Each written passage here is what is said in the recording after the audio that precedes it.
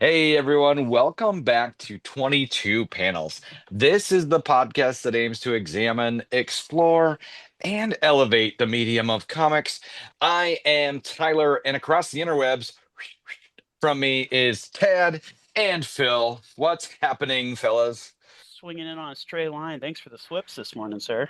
They Uh, were. uh, I was up way too late refreshing the PRH page, hoping to get a new catalog. Just Mhm. refresh it again. We still don't have a new Just hit it, catalog. hit it, hit it. We've got the Marvel solicits. We've got some teases Yep. from other publishers in the PRH catalog, but I don't know exactly what's coming. Anyway, that's all because San Diego Comic-Con is going on, and I'm assuming that that's what PRH is holding theirs for, is to let announcements at San Diego be announcements at San Diego. Um, Among the announcements at San Diego, Marvel is returning to Planet Hulk. They have what appears to be an X years later initiative where they're relaunching all of the X books X years later. Um, Well, yeah, I saw a little about that. I think it's just an event where they're jumping 10 years in the future as an homage to, and they're calling it like the Age of Revolution or yeah, something. but some of them seem to be ongoing, so I don't Huh. know for certain. Yeah, Yeah. but I could be completely wrong. No idea. Hmm. I'm just Be, in be, I'm just in it for the fun. I can't yeah, wait to see what X-Men's gonna but do. but this one is this last piece is like I'm all over this, and I'm really curious as to Tyler's take. First of all, Tyler, did you know that John Byrne has been continuing X-Men as a webcomic at his site for a while, like the X-Men of a Different Earth, where he stays on the book Oh, and what that's he would have cool. done, I'm called gonna I look it called up mean, right John now. but X-Men Elsewhen. yeah, but Okay. then you'd have to expose yourself to John Byrne's inner thoughts, and who wants that? Well, apparently Abrams Marvel Arts line, because they will be publishing John Byrne's X-Men Elsewhen starting next Hmm. year. You know, the funniest post I saw this is like, oh, when I publish X-Men fan fiction, it's copyright infringement. But when someone else does it, then it's supposedly worth a deluxe hardcover. Well, I mean, at least I mean, I get that, but there's a little bit of a difference between when you, Phil, No, there is. There post is. your X-Men fan fiction and when the guy that drew like 100 issues of X-Men and wrote and drew a few hundred or like 100 issues of Fantastic Four and like it was steeped in Marvel lore does it.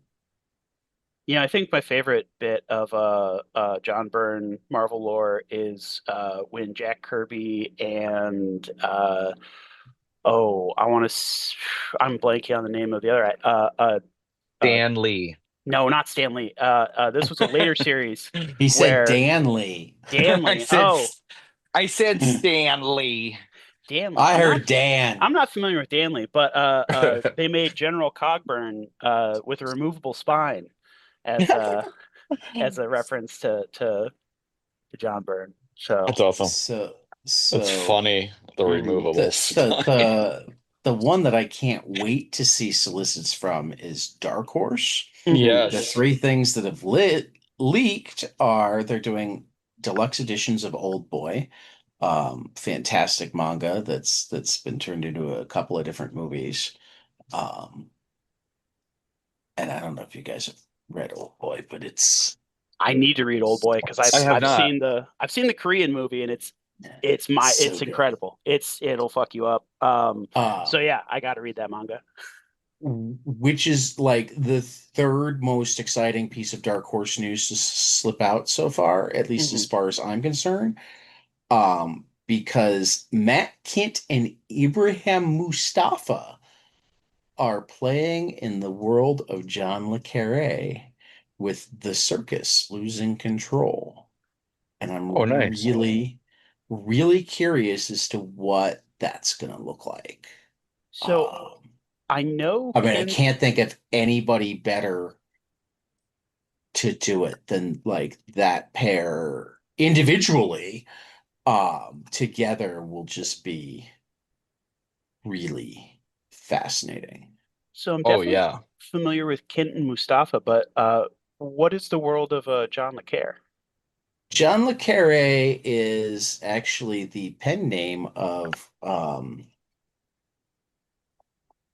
an actual British spy who Oh, wrote okay. such masterworks as uh, Tinker Tailor Soldier Spy, The Spy Who Oh, Oh, Came In From the okay. Cold. Okay. okay. Um, Okay. There we go. Yeah, no, that's gonna be fascinating. uh, Yeah. yeah, David John Moore Cornwell is his actual name. Yeah, he's for my money, like the best writer of spy fiction there has been. His Smiley universe, which is Tinker Tailor, Spy Who Came in the Cold, Smiley's People, Honorable Schoolboy, Mhm. Night Manager, Murder of Quality, um, couple more that I'm drawing a blank on right now are just brilliant, brilliant. Um, and like in large part because they're not action packed. They're Mhm. sifting through documents, they're tradecraft, they're listening for what's said and unsaid. They're the actual stuff. So it's going to be fast. Again, Matt Kenton. If there's anybody out there that could do spy stuff and not fall into James Bond, Yeah, it's true. Matt Kent and Ibrahim Mustafa. So I'm really looking forward to seeing what comes there. And that's still not the most exciting piece of Dark Horse news I have, because American Caper, which is a what looks like a batshit crazy crime story set in Wyoming of all places, and really taking aim at hypocrisy, etc. You've got uh, petty criminals and idiot whatevers and stupid politicians, all from the creative. I don't even remember the names, and I don't care as much right now. Go look it up. The guys at Rockstar Games who brought us Grand Theft Auto and um, Red Dead Revolver, Yep. Mhm. but with artwork from David Lapham and edited by Shelley Bond. Um, so yeah, let's just say we know that that one's going to be amazing. Um, IDW announced that Jean Luen Yang, who will come up again this morning, along with Freddie Williams III, are taking the baton from Jason Aaron on Teenage Mutant Ninja Turtles, and also Tim Seeley and Pharaoh Pei are going to put the Turtles up against Godzilla. Should be interesting. That'll be Um, cool. yep, yep. Godzilla's getting around this year. I'm And a then at Dynamite, Kelly Thompson will be writing both Buffy the Vampire Slayer and Angel. Oh, oh, cool. that's exciting too. Speaking of Gene Luen Yang, Mm-hmm. he and Le Yuen Fam's Lunar New Year love story, which, don't get me wrong, phenomenal book, and I love it. But and like under normal circumstances, I would love to say that it took home three Eisners. Like very, very unfortunately, like one of them beat out Marcus and David with with for their Big Jim and the White Boy, and another one beat out Emil for um my favorite things is Monsters Book 2 and how it got put into both graphic album new and publication for teens categories. I'm not certain, but like okay. And then Best Writer too, and I knew a lot of people that are friends and up for Best Writer, but I'm not as upset about that one. But we do have uh 8 categories and 12 people to congratulate from our guests for Yeah. their Eisner wins. Clayton Coles was Best Letterer. Jeff Smith, Best Yes. Archival Collection Strips for Thorn, The Proto Bone, The College Years. Ram V and Dan Waters, Best Graphic Album Reprint for The One Hand and The Six Fingers. Caitlin McGurk for the Best Comic Related Book for why am I suddenly drawing a book or tell me a story where the bad girl wins, her book about Barbara Sherman. uh Heidi McDonald at the Beat. So nice to see that the Beat finally got that level of recognition. And for my money, she had the quote of the night at the Beat. Diversity is at the core of what we do, not an ideology, but a reflection of the world around us. Kelly Thompson, best new series for uh, Absolute Wonder Woman. This one just made me go, my in-laws are here and like they were asleep, my wife was asleep, so I couldn't like scream and jump and whatnot the way I wanted to, but Greg Fake, Mark Kaprunov, oh, best ongoing series went to the Santos sisters. Yes. Golf uh clap. And well, Caitlin McGurk beat him out for best comic related book. Eddie Campbell was nominated into the or not nominated, inducted into the Eisner Hall of Fame. That's great. So yeah, big shout out to many of our guests, many of our recurring guests. Um, so shifting slightly away from going in that world between comics and what kind of week has it been? Yeah. Uh, who watched South Park? I am watching it tonight. I have not got a chance to get away from my daughter to watch it. Is it not Uh okay for her? It's a cartoon. You don't want her to see the president's micro penis? or him soliciting the devil for sex. I mean, that's Well, no, not soliciting. He was in bed with him. okay. Okay. I mean, remember how Saddam Hussein used Saddam to Hussein. be? Yeah. Yeah, yeah. Mhm. No, I mean, there's even a reference to his old boyfriend. Oh, Um, funny. I can't wait I, to watch it.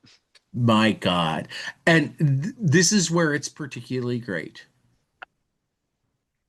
Mere hours after they inked a $1.5 billion deal with Yeah. Paramount for streaming rights, and hours before Paramount finally managed to get their merger with Their Skydance. merger So, done. Yep. so literally, they paid $1.5 billion, and Trey Parker and Matt Stone turned around and Stood like on it. put their massive merger at risk. Uh-huh. Unfortunately, it still went through, but like, and for that matter, I mean, they took on like 60 Minutes capitulation. 60 Yep. Minutes was covering South Park and their protests against the president, and like, we're here in South Park where they seem to be upset about our totally awesome president. Totally awesome. Um, Oh man, I can't wait. Donald Trump is freaking out over this, and it's so stupid because you know what? They've made fun of not this much, but they've made fun of Joe Biden as well. I mean, oh and yeah. I they mean, just they, it's a if anything, cartoon. they've had the gloves. I mean, and they've talked about it in the past. This week, their only comment was the completely deadpan stare and, oh, we're really sorry. But they've talked previously. I mean, they haven't gone after Trump mostly because like, how do you do it and actually be funny? Like they Right, kind of because went nothing. after it by having Garrison be like Trump. They've Yeah, definitely gone after like some of the ideas and whatnot of his supporters, but like he is such a caricature of himself already yeah, that he doesn't yep. really lend himself to their kind of comedy until he goes this far over the edge. When, like when you've got him in bed with Satan going, I heard your name was in the Jeffrey Epstein files. No, no, it's cool, relax. Every time anybody talks about it being in the Epstein files, your only response is relax.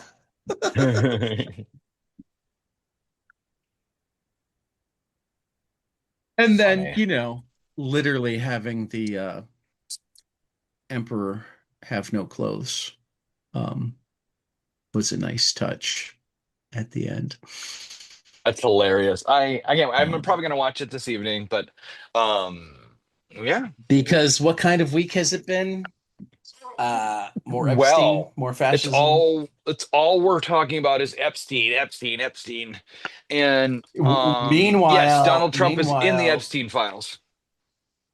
yeah, but meanwhile, We all knew that. uh, uh, they've reached the point in Gaza where um, even if they get food, it might not matter. Yeah. Um, is there, I think they call it stage 5 starvation, where like your body's gotten to the point where you may not be able to process it. Um, ICE is ramping up for New York and trying to hire massive new people with the crap ton of money that they've been given because uh hiring quickly always works to begin with, and it really works when you're talking about organizations that are famous for yanking people out of their car with complete deniability because they don't wear any sort of identification and they have masks on. Um, yeah, yeah. I mean, It's crazy. uh, as we hear all of this stuff, it's like, yeah, he's in it. I don't know that this is separating their party as much as we think it is. And like, I worry about anything and everything that takes attention away from like ICE right now. Mhm. And the executive order criminalizing homelessness. Right. Yeah.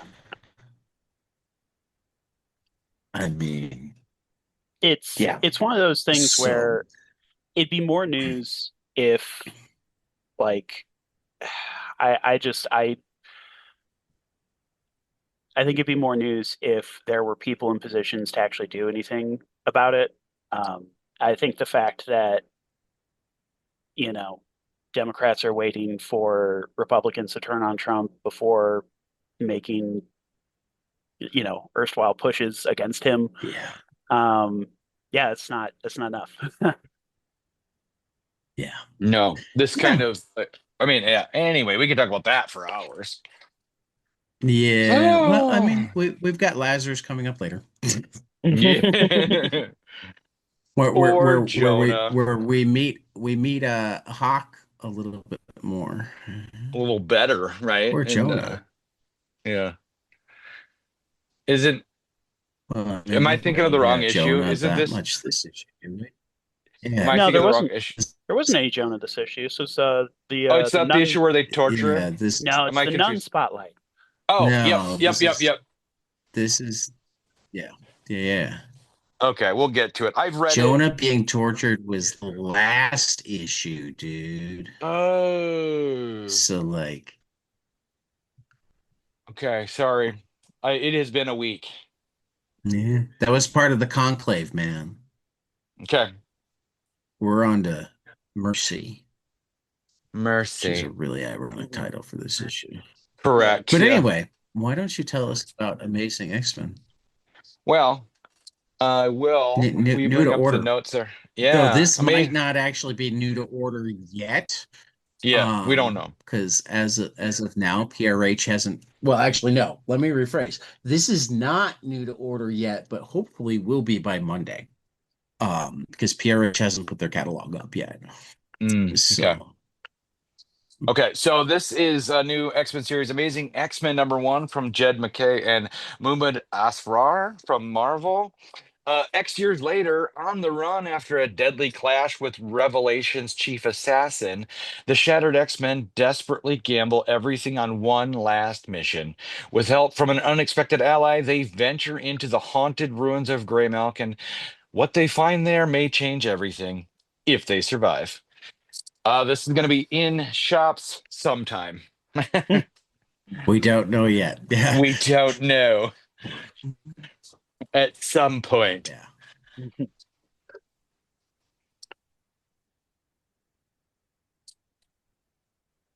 All right.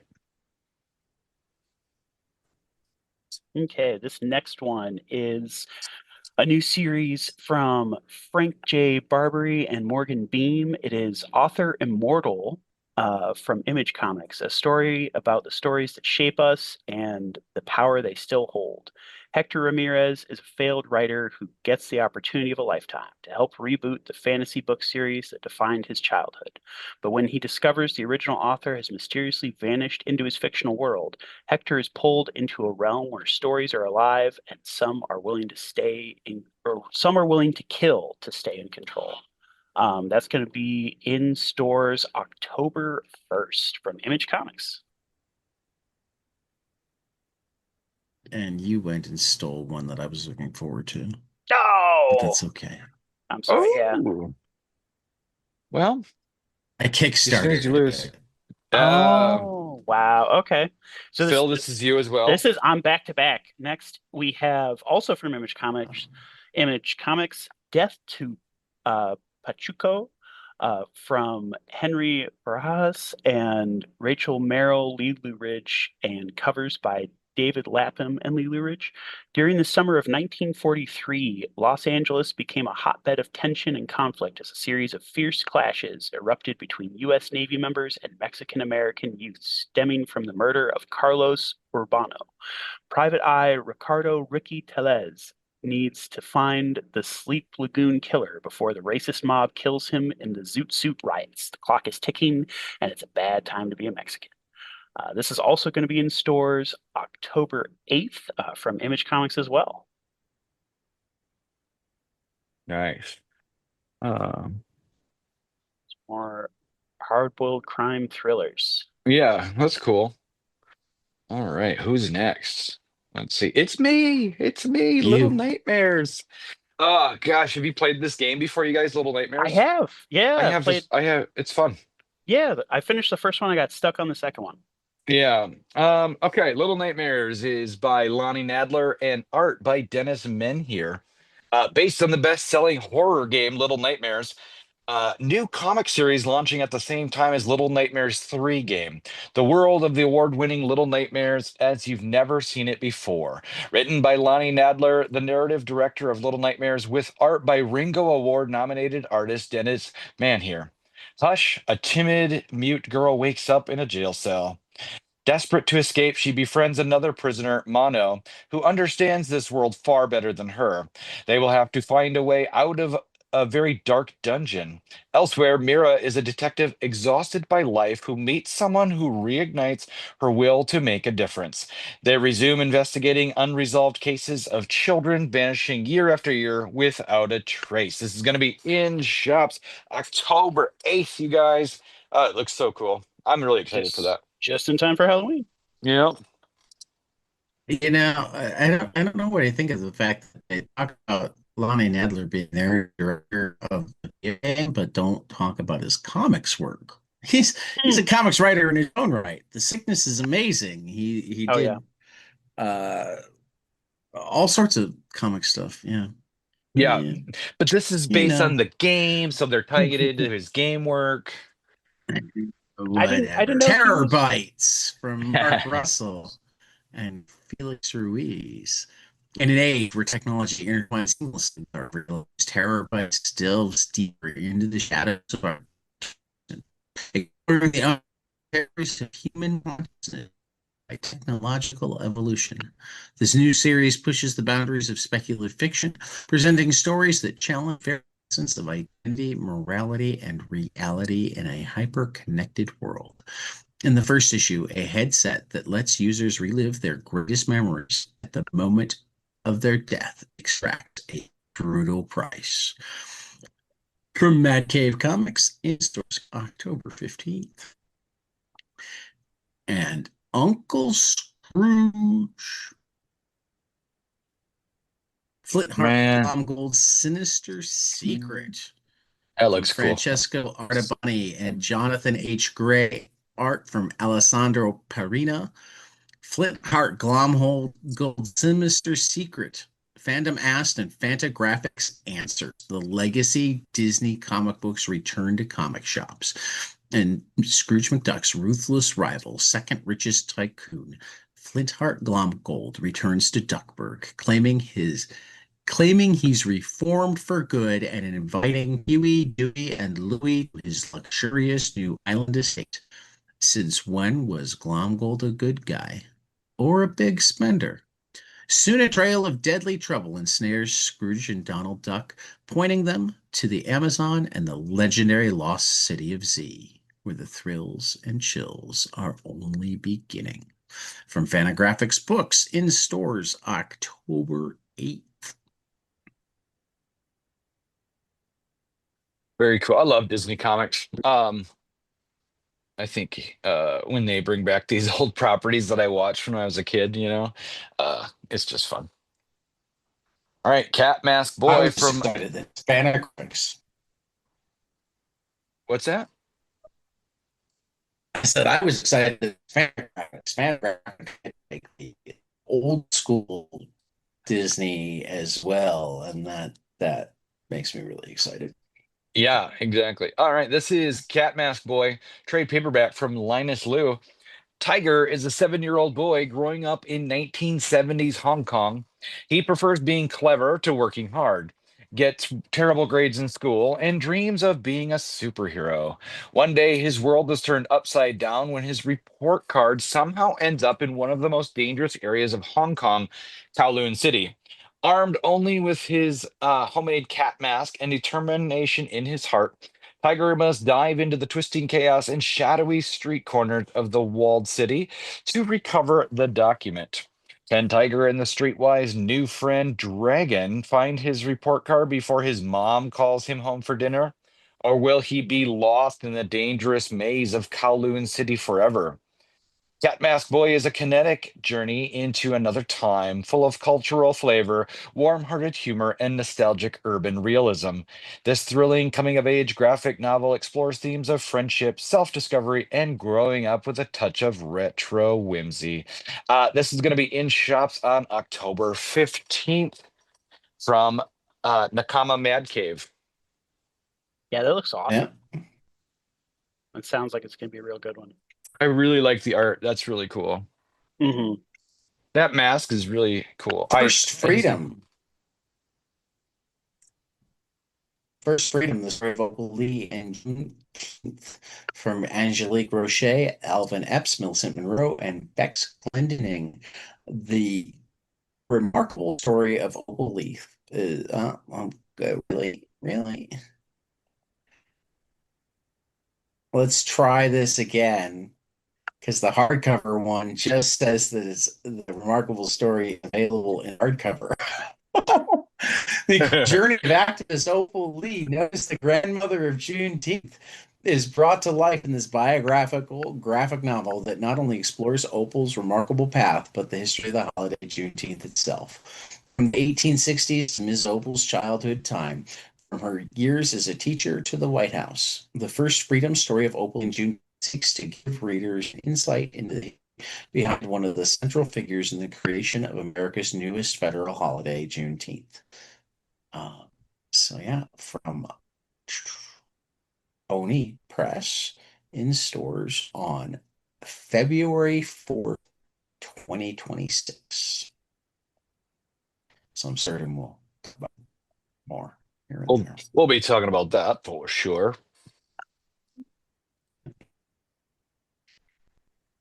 All right. What do we got This next was up? Phil. Phil. Next up is me.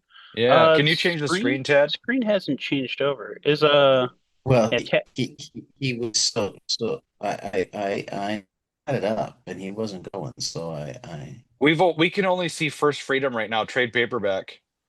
yeah, I think your connection might be you're not lagging a little seeing bit. Kraken. Nope. No,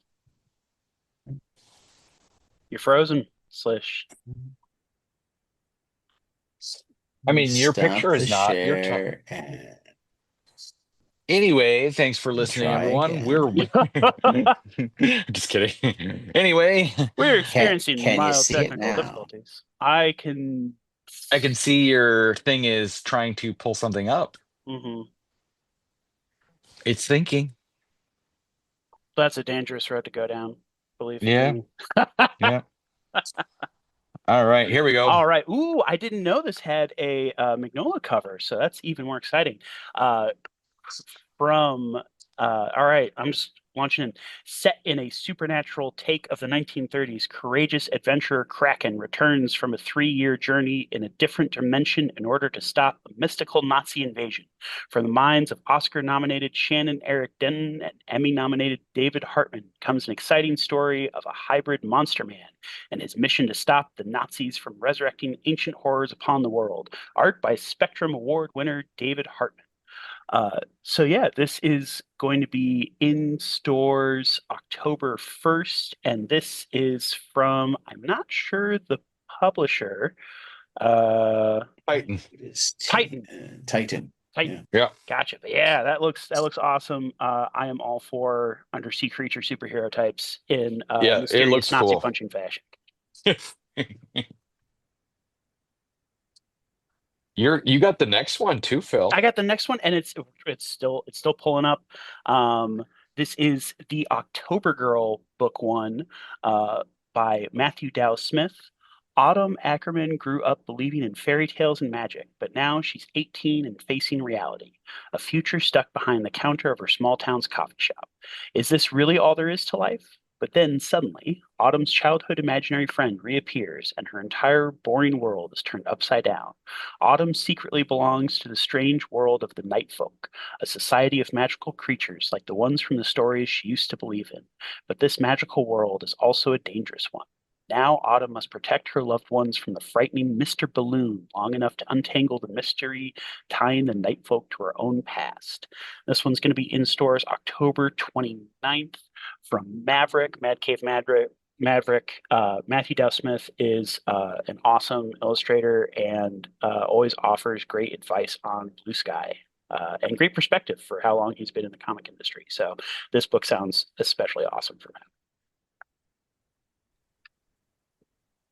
Return of the Blues Brothers, The Escape of Joliet Jake from Luke Paisano, Stella Aykroyd, James Werner, and Felipe Sobrero. The Blues Brothers, The Escape of Joliet Jake. It's 1997, almost 2 decades after the events of the Blues Brothers film, and Chicago law enforcement is once again in pursuit of the notorious musical criminal Jake Blues after a mysterious jailbreak. On the case is Robert, an up and coming detective whose world is turned upside down. While investigating, Robert receives a little help from Elwood Blues, and an unlikely partnership forms between Robert and Wolfie, an orphan from the Blues Brothers' alma mater, St. Helens, the Blessed Shroud. Together, they unravel a web of mysteries tied to the Blues Brothers' adventures with Jake and Elwood that we've never seen before. Get back to the heart of the recidivist mischief, soul and bombastic chases. Sink your teeth into a new Blues Brothers adventure in stores October 8th from Z2. I can't I've, wait to read that. I love the Blues Brothers. Same. I've just been thinking lately how I need to show my wife the Blues Brothers movie. Oh, she hasn't seen it? I don't think so. I mean, to What? her credit, it was difficult to find on DVD for years. Was it? Oh, okay. Yeah. I remember when it finally was re-released on DVD, and we got it for my dad because it'd been so hard to find growing up. Hmm. All right. This is Small Favors trade paperback, the definitive girly porno collection. Collecting Eisner Award winning illustrator Colleen Coover's scintillating tale of sapphic friendship, love, and orgasmic indulgence in one soft cover volume for the first time. Small Favors explores the playfully erotic romance between a highly aroused young woman, Annie, and the coquettish, pocket sized manifestation of her conscience, Nibble. As cosmic keeper of Annie's conscience, it's Nibble's job to pull Annie's mind out of the gutter, which is unfortunately the one place she's bound, constantly and determined Consentingly. consentingly and determined, begging to stay herself. Encouragement turns to dripping excess as Annie and Nibble learn that maybe all you can do in the face of temptation is give in to yourself and your friends. This collection includes the full color eighth issue of the original run, early character sketches and extra comics, and an introduction from writer Kelly Sue DeConnick. This was going to be in stores on February 25th from Oni Press.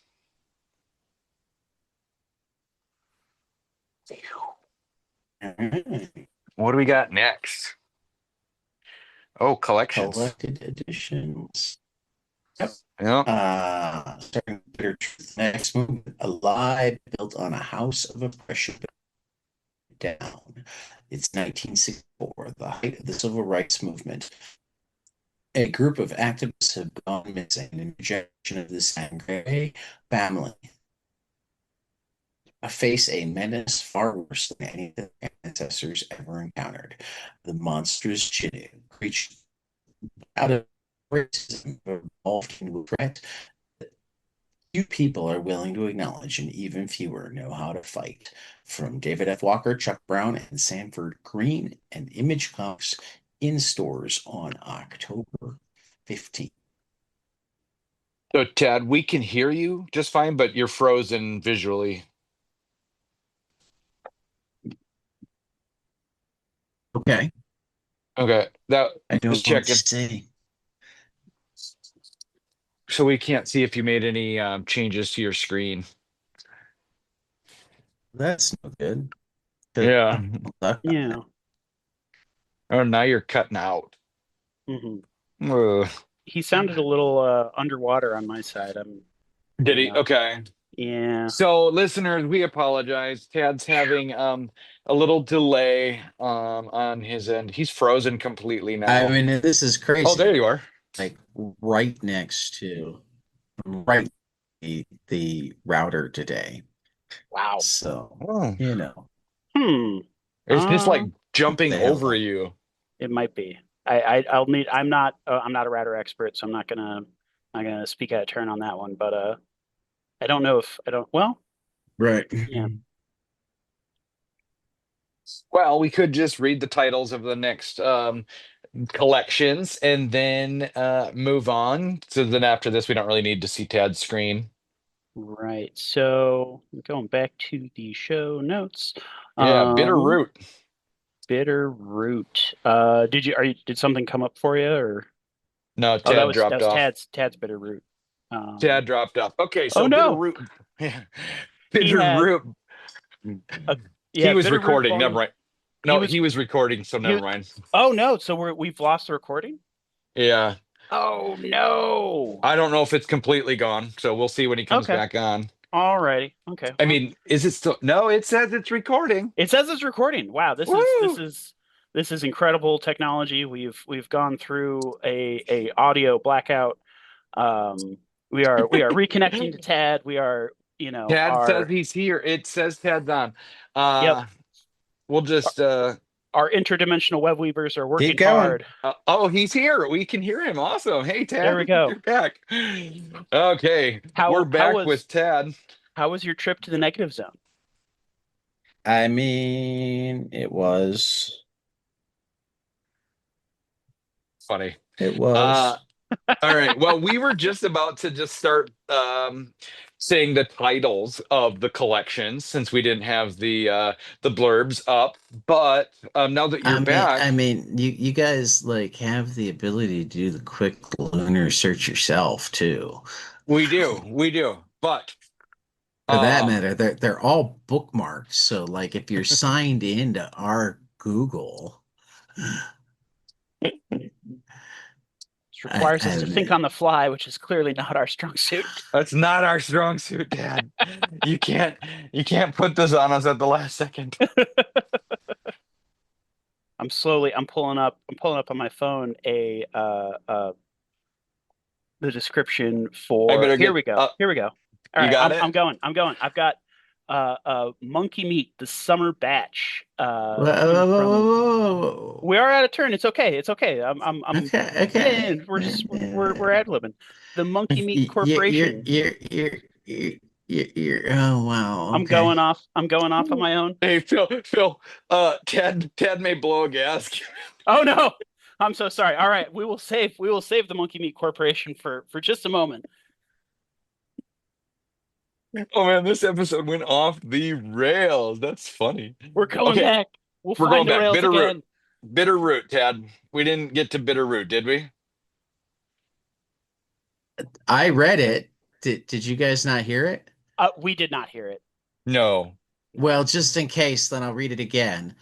Okay. But Tyler, you should definitely go back and see if it's in there twice. A lie Okay. built on a house of oppression, the bitter truth will burn it down. It is 1964, the height of the civil rights movement. A group of activists have gone missing, and a new generation of the Sangaree family must face a menace far worse than anything their ancestors ever encountered. The monstrous Jinnu, creatures born out of hate and racism, have evolved into a threat that few people are willing to acknowledge, and even fewer know how to fight. From David F. Walker, Chuck Brown, and Sanford Green at Image Comics in stores October 15th. I mean, we did hear you read it the first time, but it was so broken up. So this is good that you did it, redid it. Oh, okay. Okay. Gotcha. Uh, I'm on Walt Disney's Donald Duck, The Lonely Lighthouse on Cape Quack, volume 29, it says here in my notes. In from Carl Banks. In the title story, it's a cold. Barks. Oh, Barks. Yeah. Barks. I can't read. Barks. In the title story, it's a cold and lonely night at the lighthouse on remote Cape Quack when the storm of the century suddenly pounds and pummels on the tiny outpost. Donald and the boys are trying to help light the light to warn off the ships at sea, but a sneaky crook who wants to claim the land for himself has wrecked the controls. With every passing minute, the storm grows fiercer, the waves crash higher, and the ships draw nearer to the deadly reef. Then Magica Dispel is back, this time with a Valentine's Day threat to steal Uncle Scrooge's number one dime. His only hope to save it lies with Donald and the boys, but can they even fend off Magica's secret plan? And Donald sets out on a new career as a master wrecker, demolishing old and outdated buildings. All right, guys, this is going to be in shops October 15th from Fantagraphics. Volume 29 of the complete Carl Barks library. Now you can talk about monkey meat. All right. There we go. I was just so excited. I was so excited to sling that Monkey Meat. So One it of is us isn't OCD. that's I'm going to let people guess which this one. is this is where, I mean, well, Okay, I have my tendencies. I'm not going to so compete. I've clearly hey, lost the OCD off. Phil, Yeah, uh, Tad doesn't have tendencies. He's full on. he's full on. That's okay. I love it.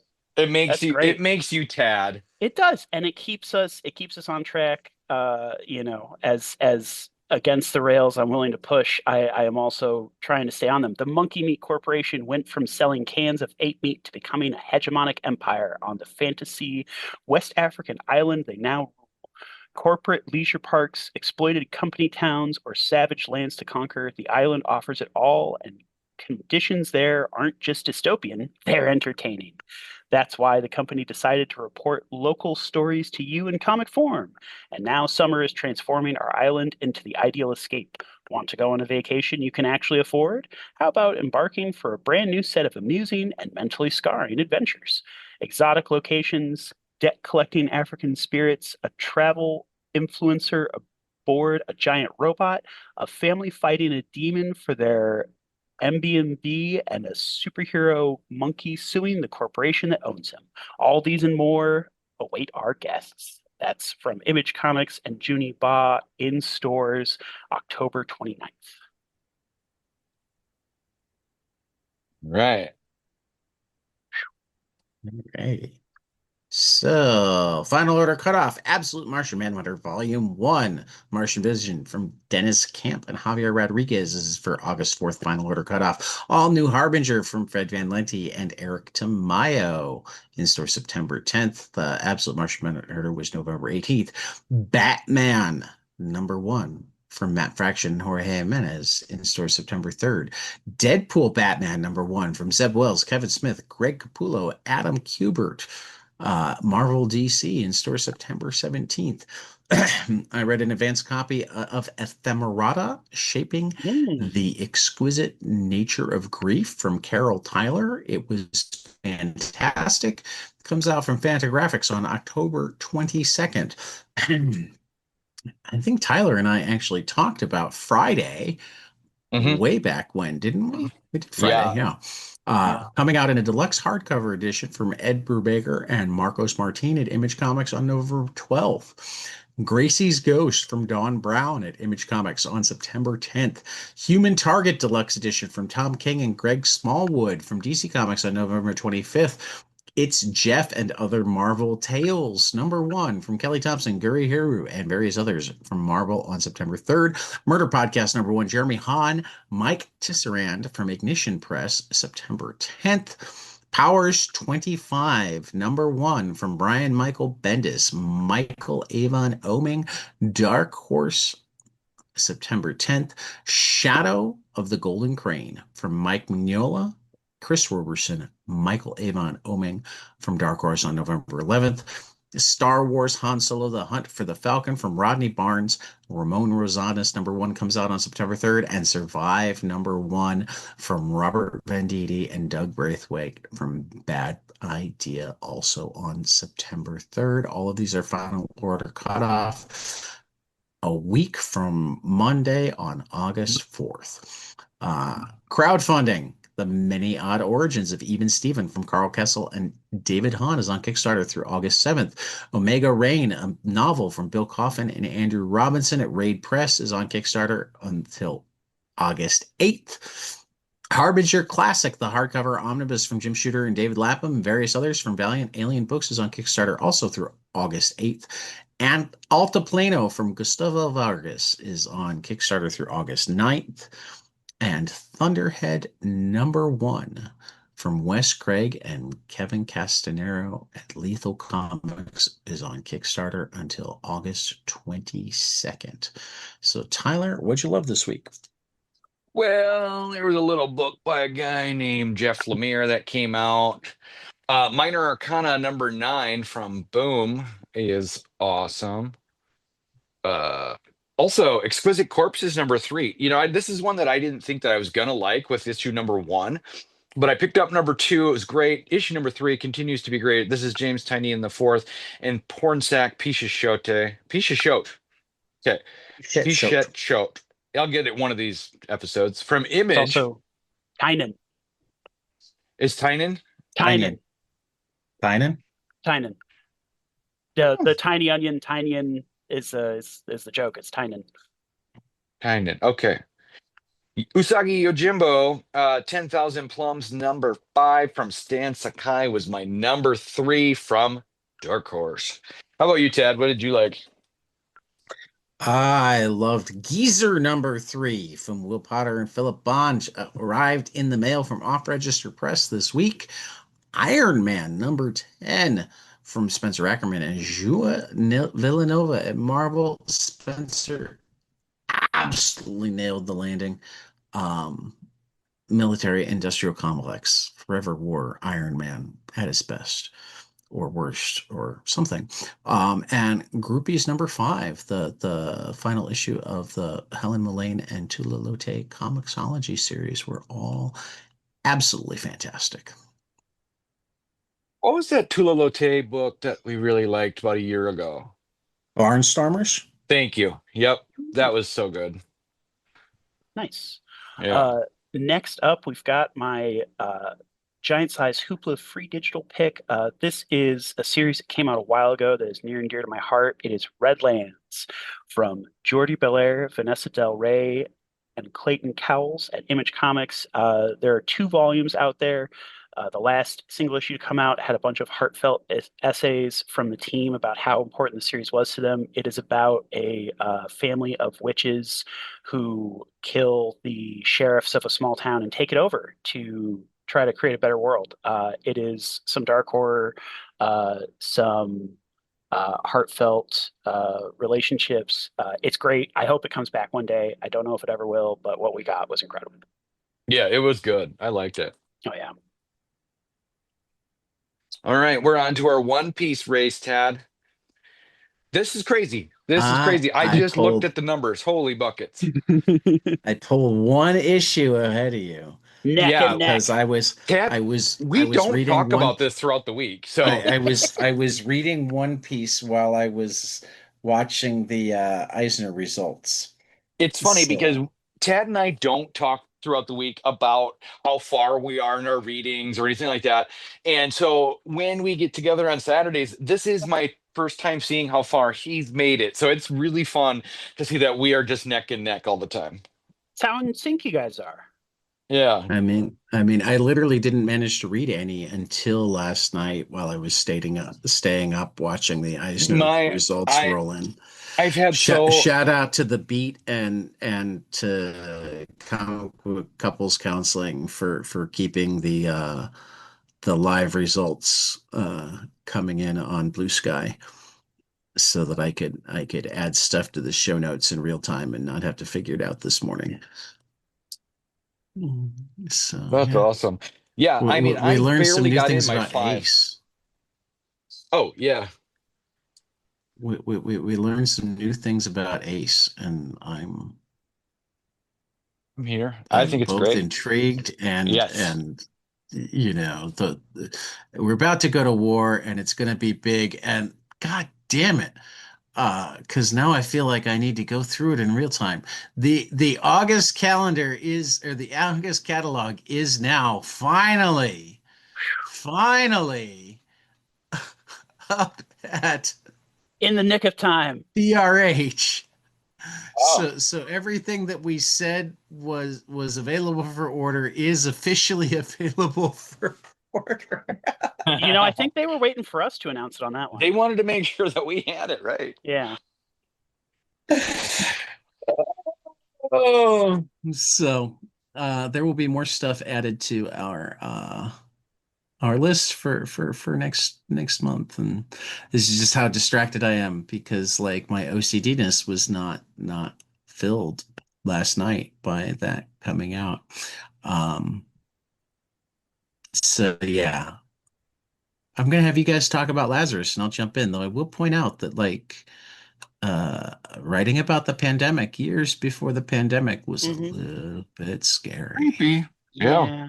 I mean, I gotta say, definitely the page where they had an image of the virus, I was like, well, shit, if that doesn't look like COVID, but I don't know enough about, you know, flus and influenzas to know if they kind of all look like spiky little balls or not, you know. But Yeah.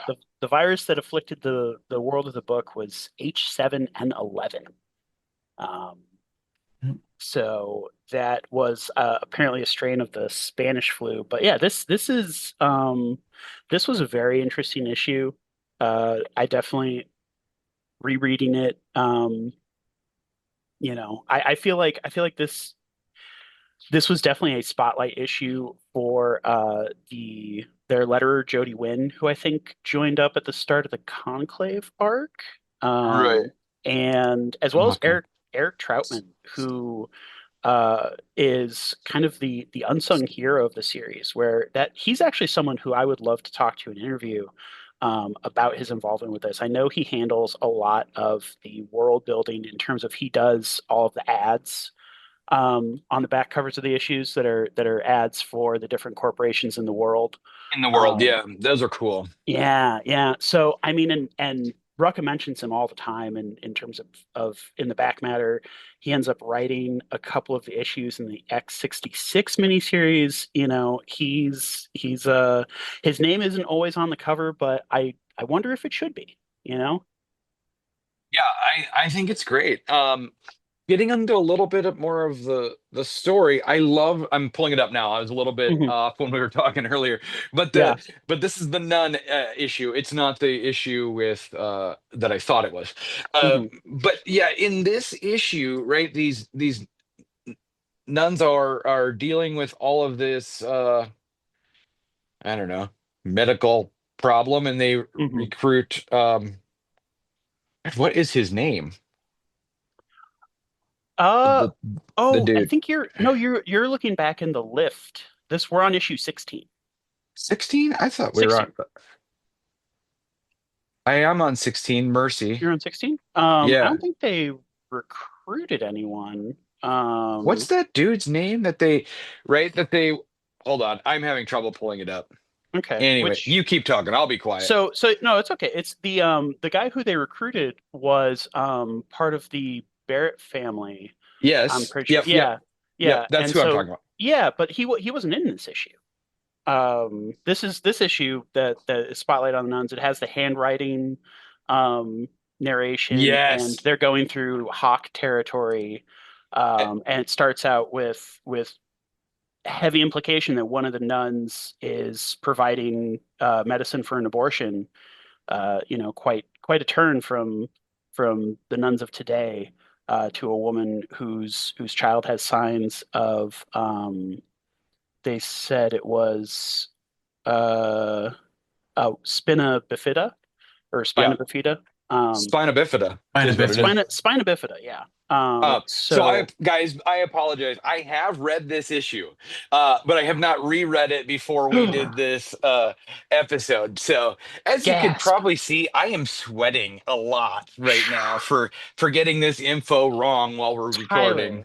Tyler, Tyler, But Tyler, I Tyler. have read it. So yes, this is the one I did not like this issue Oh because no. when you and Uh-huh. I was originally texting you guys about it saying I don't like all of this script. I can't Mm, read it. oh, Uh you guys probably notice when we talk, like I Sometimes have, I had to zoom in. yeah. yeah, when we talk even on here I can't read certain texts, and Mm. it's my eyesight. And so this this longhand writing was difficult for me, so it took me out of the story somewhat. I That's understandable. You but know, anyway, yeah. I I it so, being someone who is on the verge of needing new glasses myself, I am nearsighted instead of farsighted, though. I can sympathize with that. It admittedly, so I take it you've never read November by Fraction Matt Chartier. Fraction. Yeah, no, I Yeah. have definitely read it because it's so Oh, amazing.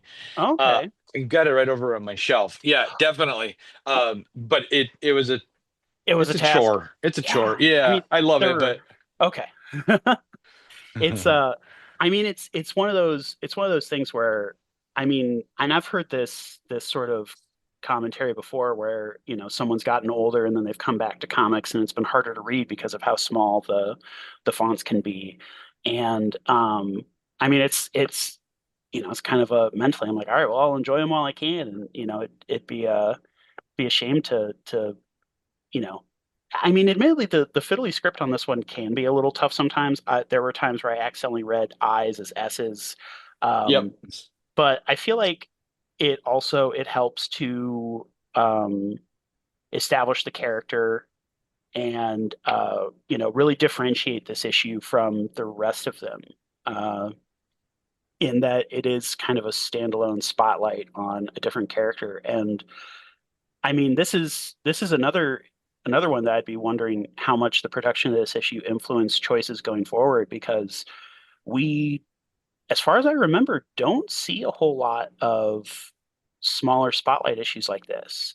Kind of a lot of that material got lumped together in the X66 miniseries, where we see characters other than Forever and the families. But yeah, it's definitely an interesting turn for the series, and I loved It didn't the expansion on the world.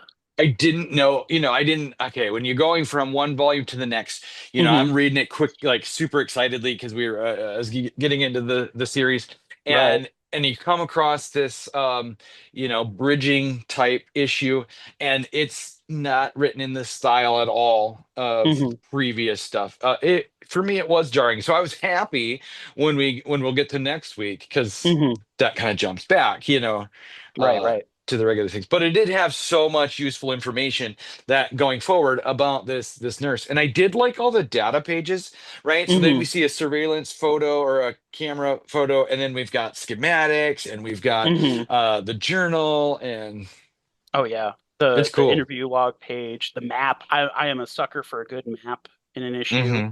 Yeah. Um, it's definitely fascinating. Yeah, it's cool. Yeah.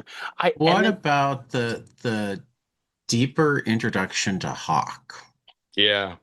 I mean, it's and it like the differences between Hawk and Carlisle are striking they are. and I think worth exploring because um I mean right now we're seeing them kind of converge all in manga, but for a long time, like so much Silicon Valley was considered more left.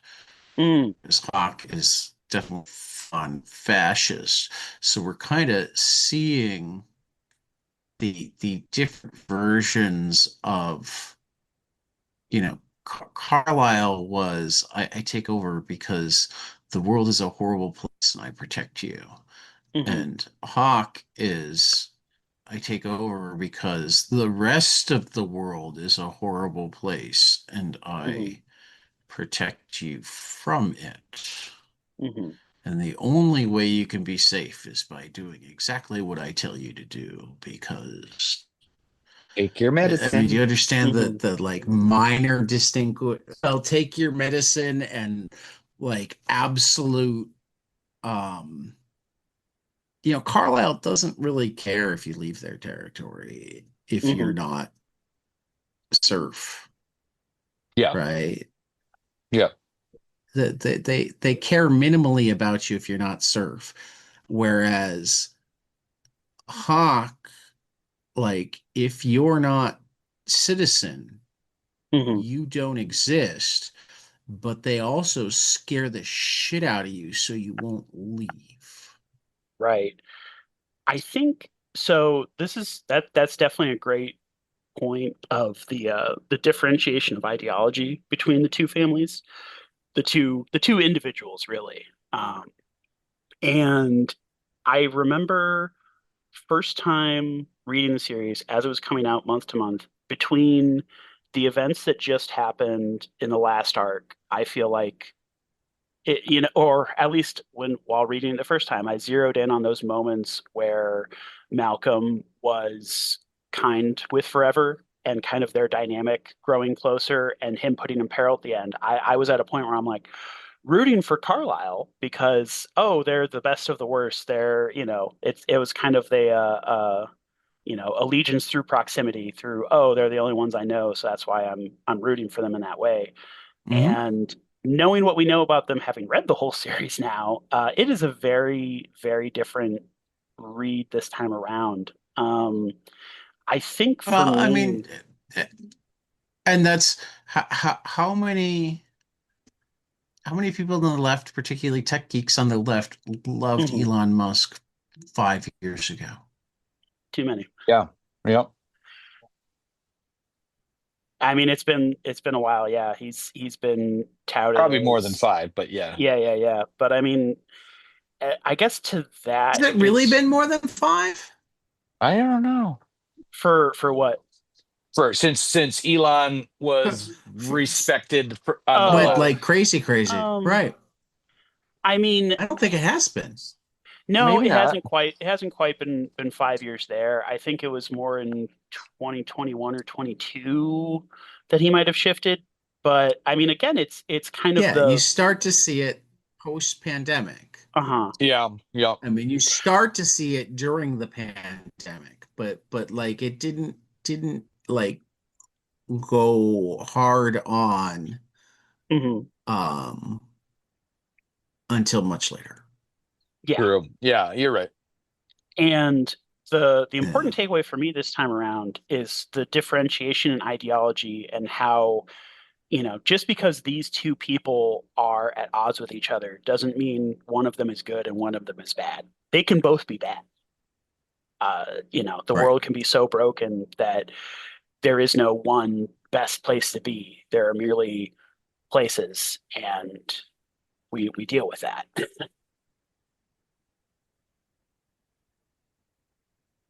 Yeah, no, Yeah. there's a line from it's a great sci-fi series by Steve Miller, not that Steve Miller, and Sharon Lee called The Leighton Universe. Um, that's not completely like I mean, one of the things I like is that it is a universe and it's not like you must read everything. There's like different arcs that you can read and lots of standalone books or stories or whatnot. Hmm. But one of the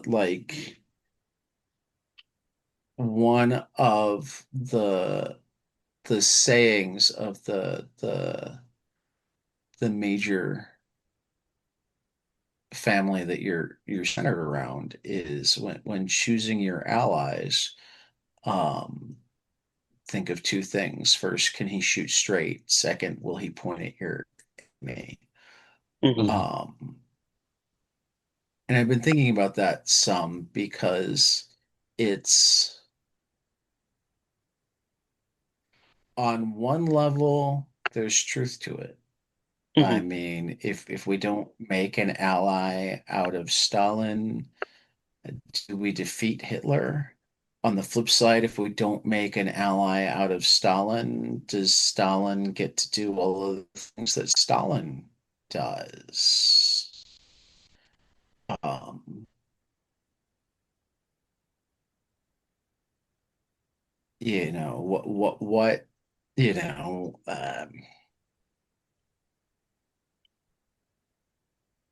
the concept of ally and enemy can be so fluid. Yes. Hmm. Um, that you have to be I don't know if it's always as simple as like are they pointed the right direction? I agree. Um, Yeah, I because mean, there's always a what's next, Hmm. yep. you And know. for me, I also try to keep the perspective on the individual level, like on the populace level, I should say, Right, because right. it's more Well, than that's where I just was going too, is okay. like if you're in Carlisle and you like have the information, you see Hawk, they're scary as fuck. Hmm. So, people who protect you from Hawk, they're, you like them, but like, do you? Mhm. Yeah. Well, Does that mean that you don't want them to be better? I I was more thinking in Um, terms of how, the people of each of those groups have more in common with them than they realize, and they're kept isolated yeah, by the narratives provided yeah, from each of the family heads. And that's something that I've experienced a lot over the past couple decades, honestly, of instead of taking the word of what I learned or was told in school and told by the news and told by people around me, actually, reading different sources and trying to keep an open mind with different perspectives. It's really, getting back to the one planet, one people, um, you know, everyone has their own dictator to deal with, really. Um, Well, you I mean, know, I think I mentioned last week that going into um watching Superman, mhm, I reread like the first couple of issues of Action Comics.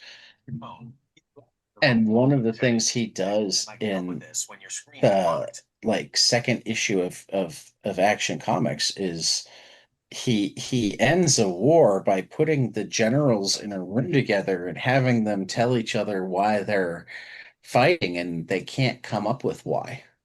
hmm, So interesting. they have their armies stand down. Um, Wow. which was a statement even in the 30s about so often like Hmm. wars are about um arguments between governments that have nothing to do with the people Exactly. Yeah. or very little to do with the people. Hmm. Um, so yeah, it Cool. just But yeah, I I guess and now I'm also kind of putting together that I feel like that conflict between Hawk and Carlisle is a it's parallel with our own, intercountry conflict between our yeah. two political parties. And the great thing about this is that it's really kind of difficult to pin who's who here. It's ambiguous enough that I Well, feel like there's you could, elements yeah, there's elements of because I mean there yeah, uh, yeah, the hard right and the I mean there's a reason why there are people who went from being Obama voters to Trump voters. well, and Um, this is one thing that I would emphasize, that I don't think the hard left is, I mean, I don't think those people are in power. I don't think that, I think that the no, leftmost government's in I power. Yeah, totally do not think that no, they're yeah, yeah. absolutely not in power. Um, but like I almost feel like sometimes the political spectrum is a circle, and the Yeah, harder you go to one direction or the other, the closer you come to the hard side of the other direction. yeah, I Hmm. could see that. I I could feel see like that. the hard left have more in common than with each other than they have with anybody in the middle 70% of the curve, Hmm. 80% of the curve. Like if you take the 10% hard right and the 10% hard left, it feels like they have more in common than the 80% in the middle. Um, I Unfortunately, the 10% on the hard right have more in common with like the top Yeah. 40% on the than the 10% on the far left have in common with the equal amount on the left, and therefore the curve itself is skewed hard right. I well, mean, I we're on think, yeah. uh audio podcast, right? I draw the distribution curve and Hmm. and make it make more sense. But yeah, just Yeah. random I thoughts. think, and I think a big reason for that, and so it's interesting because if we had more time, I'd want to like carve out our definition of hard left here. But I think part of the reason for that Yeah, is no, I mean, is yeah, the media apparatus I don't has love been right. left and right. What's that? I You don't said you love don't love? left and right. Right, It's right. not. Yeah. I don't love the binary. It's generally not that simple. No, Um, but I mean, but I. the way that they often say is, we'll talk about is there are right-wing libertarians and left-wing libertarians, and to a Mhm, certain extent, that's what I'm talking about with your extremists. mhm. Um, but even as I say that, I also mean libertarians who don't completely uh, understand some of the what I understand to be the tenets of basic libertarianism, which is like your liberty ends at the point you're taking somebody else's. Mm-hmm. Mm-hmm. Yeah. So, there's deluxe hardcover Lone Wolf and Cubs, which I knew were coming, but now that I get one, Well, with hey, that, should we look ahead to Yeah. what's spectacular? yes. I was just gonna no, before we do that, Oh, sorry. I would Let I Tyler go would first. like to decide, are we gonna read all of Poison for next yes, week? Yes. Okay. Okay. All right. Okay. I mean, the idea was we're doing stories. The reason we only did the one this time was because it was a one shot. Mhm. Yep. Yep. Yeah. So all of Poison for next week. Excellent. Um, All right. So moving on with our show, excuse me. oh, I just Ugh. realized that I've been sharing the catalog as I go by. So I hope I haven't been distracting you guys as much as I've been distracting myself. Your Hey, no, we screen can has been only static. we Oh, only my see the screen's outline. been static. Oh, so the Yeah. Yeah, share hasn't worked. Oh, now sorry. it's gone. I meant static as in constant. Sorry, that's a Yeah, no, program. though I understand, but that I've been scrolling. Yeah. I'm 185 pages into the PRH Wow. Okay. catalog. All right. Well, So, What are the books you hope will be spectacular? I hope uh, that I got to get to the right screen here. Ted, I'm go gonna ahead. I'm gonna go with Lazarus Fallen #2. Sam? I mean, I pretty much know that that will be spectacular, but I haven't read it, which is like generally my rule for books that I know are spectacular. Which is how I can say, by the way, that News from the Fallout #2, Chris Condon, Jeffrey Allen Love, spectacular. Out of Alcatraz #5, Chris Cantwell and Tyler Crook, spectacular. Santa Sisters #9, the newly minted Eisner Award winner for Best Continuing Series from Greg and Fake, Mark Poprinarov, spectacular. Um, but I hope and suspect that Lazarus Fallen #2 from Greg Rucka and Michael Lark will also be spectacular, as will Assorted Crisis Events #5 from Dennis Camp and Eric Zawadski. And we're going to double up with the Tyler Boss here because we've got What's the Future? What's the Furthest Place from Here? #22 that he draws for Matthew Rosenberg, and You'll Do Bad Things #5 that he writes for Adriano Turtolici, both coming out from Image Comics this week. How about it, Tyler? What are you looking forward to? Well, I'm very looking forward to the Lazarus issue as well. I saw you were going to talk about it, so I didn't put it on my thing because I'm caught up, guys. I'm going to read 1 and 2 this week. It's going to be great of the Fallen. And so Panto Sisters #9 is my #1 pick from Greg and Fake. And Mark, these guys have been just Our consistently ad putting looks out. good too. Yeah, I know it does. There's a 22 Our ad panels looks ad in good. it. And Batman, The Last Halloween, The Long Halloween, The Last Halloween, #8, whatever the huge title is for it. Um, from Jeff Loeb and Becky Cloonan from DC, I'm looking forward to because this is the 10-issue mini, and we're right in the middle of it. I'm really kind of ready for it to wrap up. You know what I mean? It's been going on a while. And then Lucky Devils #4, I'm really excited about from Charles Sewell and Ryan Brown from Image Comics. All right. And my trade waiter pick is going to be Standstill, hardcover volume 1 from Lee Luridge, Andrew Robinson, and Alex Regal, Image Comics. Nice. All right, guys, that was a fun episode. I loved, what makes it real is when there are distractions or there are little things that happen and we just roll with it. It makes it entertaining for people. That's Would- how we do it. I hope it's entertaining. I imagine some of the listeners are annoyed. Go listen to a different episode if you are. We have lots. Dad, is that your wedding photo behind you? Yeah. Oh, Okay, I I'm in didn't know you Kelly's had office. your dark hair is crazy. I could see dark hair in that picture. And I mean, 10 years ago, I still had some left. Yeah.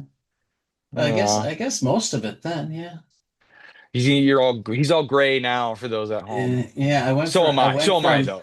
well, Liza, I went from pepper with a little bit of salt to pretty Yeah. even mix of the salt and pepper.